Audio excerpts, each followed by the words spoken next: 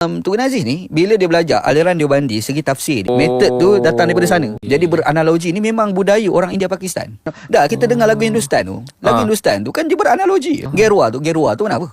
Gerwa ni warna-warni. Cuba kita renung perkataan dia. Dia cerita pasal warna-warni alam lah bla bla. Rupa-rupa menceritakan tentang bagaimana seseorang yang ahli maksiat tiba-tiba telah berjumpa dengan Tuhannya dan dia merasakan dunia ni warna-warni, keindahan. Itu asal lagu tu. Cumanya bila kita nak pergi lebih dalam lagi dalam beranalogi dalam tradisi ulama India Pakistan ni, dia ada kaitan dengan Sufism. Sufism memang suka beranalogi. Nak mendalam lebih dalam sikit lah tentang ilmu Sufism ni. Sufism ni dia ada mazhab. Tu dia ada mazhab cinta, dia ada mazhab rindu, dia ada mazhab benci. Hasan Basri dikatakan tokoh Sufi. Wacana Sufi tu orang Sufi. Mazhab dia benci. Apa maksudnya? Membenci maksud itu adalah cara untuk kita menambah iman. Ada pula mazhab dia panggil mazhab rindu. Mazhab rindu ni Jalaluddin Rumi. Ada mazhab cinta, yang tu Ibn Arabi. Jadi bila sebut ada mazhab cinta, rindu, benci, maka ada satu lagi wacana dia panggil pelambangan. Pelambangan ni adalah analogi. Kenapa Rumi tu bila dia menari dia tengok langit? Itu pelambangan. Mazhab dia adalah rindu. Bila dia melihat langit, dia sedang merindui Tuhan dengan cara melihat langit.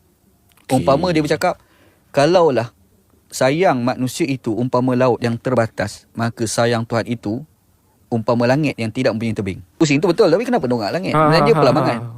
Dia membayangkan kasih sayang Tuhan.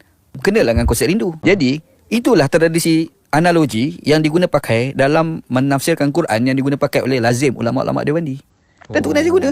Cuma dia tak buat kaedah. Dia amal. Dia amal. Macam kita cakap hari-hari, tapi yang pergi buat kaedah tu Aristotle, namanya mantik. Itu adalah kaedah kita bercakap. Tapi kita bercakap ni kalau tak faham apa metodologi, kita bercakap tu juga. Jadi Tok Nazir ni dia bercerita tau. Kaedah tu yang anda cerita tadi. Kaedah tu kena belajar lah. Dia ada metod tu. Dia kalau dalam mazhab Nafi tu dia ada 4. Dia panggil iqtida'un nas, isyaratun nas, ibaratun nas, dalalatun nas. Yang kita sebut tadi tu analogi tu yang isyaratun nas tu. Itu panggil tafsir isyari. Tafsir isyari ada satu ditolak, iaitu apabila isyari dan mengabaikan 3 lagi. Yang tu ditolak. Yang tu yang sufi-sufi merepek tu. Macam ada 4 orang tak setuju dengan Ibn Arabi kan. Inilah. Sebab dia ambil isyari tapi mengabaikan 3 lagi. Dalalatun nas, ibaratun nas, dalalatun nas. Tapi dia Wandi, dia kata memang isyari, tapi tiga perkara lagi dia ambil. Yang ni yang Tok Aziz cuba bawa tu dalam tafsir dia. Metod tu. Metod tu. Itu metod tu anda cakap tadi awal kan. Apa-apa dia mesti ada kerangka berfikir dia. Baru kita tahu. Kenapa best? Sebab dia ada kerangka.